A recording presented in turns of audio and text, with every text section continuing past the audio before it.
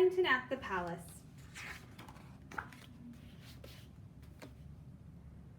One morning, Paddington and Mr. Gerber set out to see the changing of the guards at Buckingham Palace. Mr. Gerber took his camera, Paddington took a flag on a stick in case he saw the Queen, and they both sat on the front of the bus so that they could see all the places of interest on the way.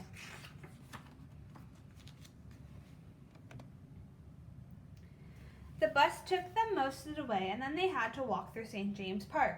It was a lovely sunny morning, and there were flowers everywhere. "I think I may pick some for the Queen," said Paddington.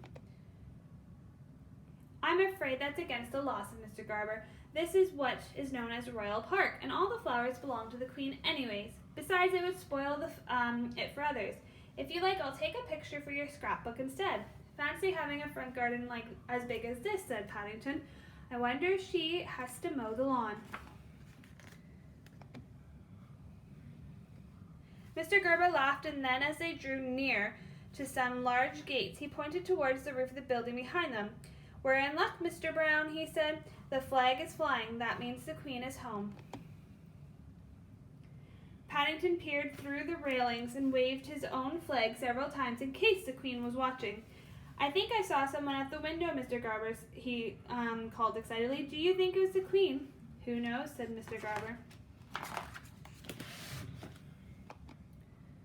Soon afterwards, they heard the sound of the band playing. The music got louder and louder, and then there was lots of shouting and the clump of the marching feet. But then there were so many people, Paddington couldn't see a thing. Mr. Gerber wondered whether he ought to suggest holding Paddington up to see, but in the end he bought him a periscope instead. "If you look through the bottom end," he explained, "you can see over the tops of people's heads." Paddington tried it out, but all he could see were other people's faces, and he didn't think much of some of those. In the end, he tried crawling through the legs of the crowd, but by the time he got to the other side, the band had passed by.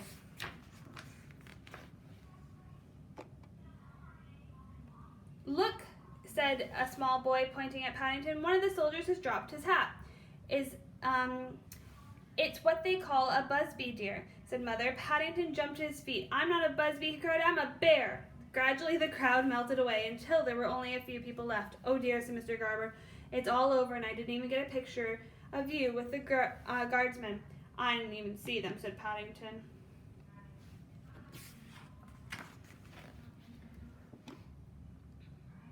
Just then a man in a bowler hat said something to the policeman by the gates and pointed towards Paddington and Mr. Gerber. The policeman beckoned to them. I've instructions to invite you inside to take a proper photograph," he called. "You're very honored." Paddington felt most important as he and Mr. Gerber followed the policeman across the palace parade ground, and the guard came to attention. I think he said, as he stood at attention while Mr. Gerber took a photograph, "This guard is so good he doesn't need changing."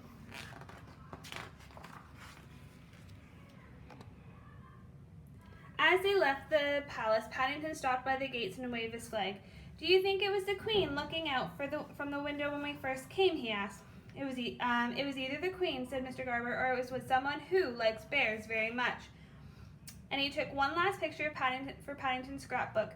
"You must mark the window with a cross when you paste it in, just in case."